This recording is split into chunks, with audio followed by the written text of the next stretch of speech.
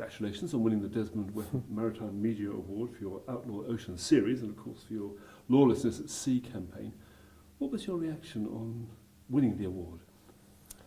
Shock, and then quite honored, frankly. I think of the awards the series has received, this is perhaps one of the highest, partially because it's specific to maritime journalism and also from a foundation and a country that has a lot of history and knowledge of this topic. So it was a distinct honor.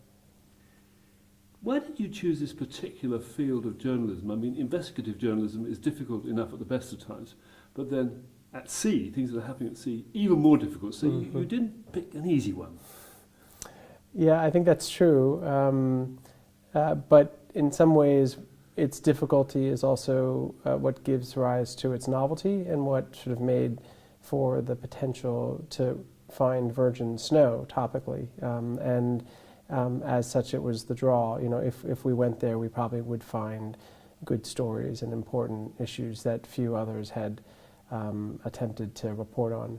And ultimately, that gamble was right. One of the defining characteristics, though, is that it's out of sight and out of mind. Everything happens, or a lot happens, way out of human sight. And so that must create an extra layer of difficulty, I'd have thought, for you and your colleagues. Yeah, I think that's right. I think the difficulty is both in the logistics of getting to the story, right? And then if you can get there and find the story and figure out how to tell it, then the next difficulty is convincing the reader that this is real, you know, because it's almost like coming back from Mars and describing what you found there. Well, people inherently wonder, is that possible? I can't go there.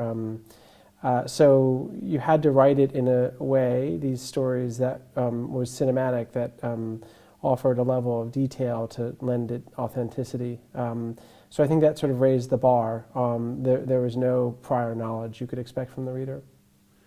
The other difficulty, any journalist will be aware of this, is that you have to keep your editorial team on side. That's to say, the people who are funding you, supporting you to do the work. And you may come back sometimes with not as much as you thought, or even nothing. Again, how hard is that? What's the trick? I don't know that there's a trick. I mean, the trick may be lucky, you know, that you have, that you're employed by an institution that's willing to take risks, financial, journalistic, in terms of time. Be lucky to have an editor, as I did, Rebecca Corbett, who was willing to take personal risks because her name is on the line too. And I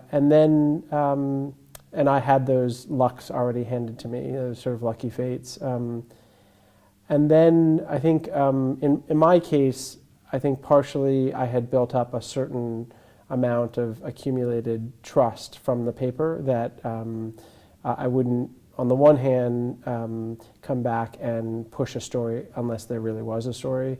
But on the other hand, I would go to great lengths to find the best stories. And truth be told, we initially intended for this to be a three-part series, and then a fourth story fell in my lap, and we held up the series to report that out. And then we pushed out that initial batch, and the reaction from, you know, policymakers and readers and other journalists was so strong that the executive editor said, wow, this is something unusual here, let's send him back out. And so we went for another 4 stories after that, and then next year we'll continue more.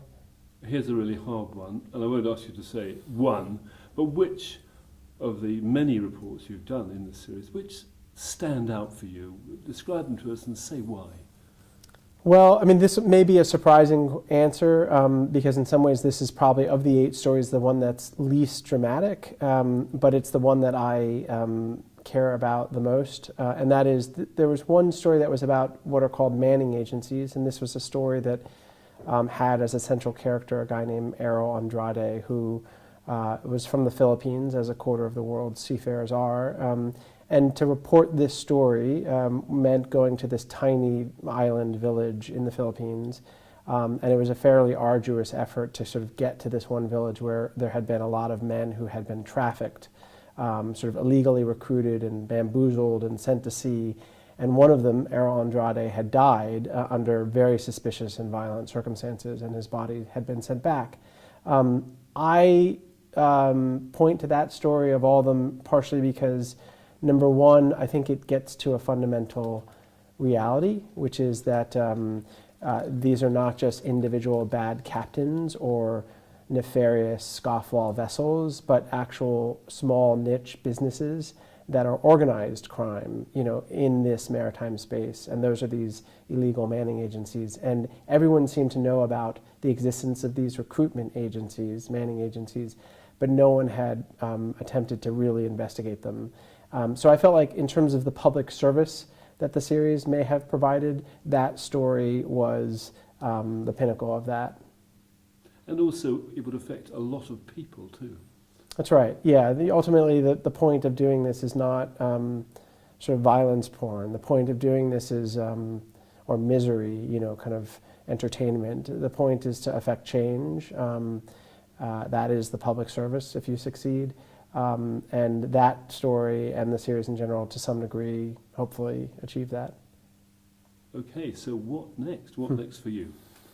So at the end, so we're in calendar year 2016. At the end of this calendar year, January 2017, I will pick the series back up and will head back out around the globe to continue reporting on sort of the diversity of crimes that exist at sea, the outlaw ocean. And there'll be various places that reporting ends up. There's a book project and a feature film project and a documentary film project. And so the reporting will all go towards that, all built on the book. Essentially, it'll spring from there. But the bottom line is more from the series. We'll look forward to all of that. Ian Urbina, many congratulations. Thank you so much.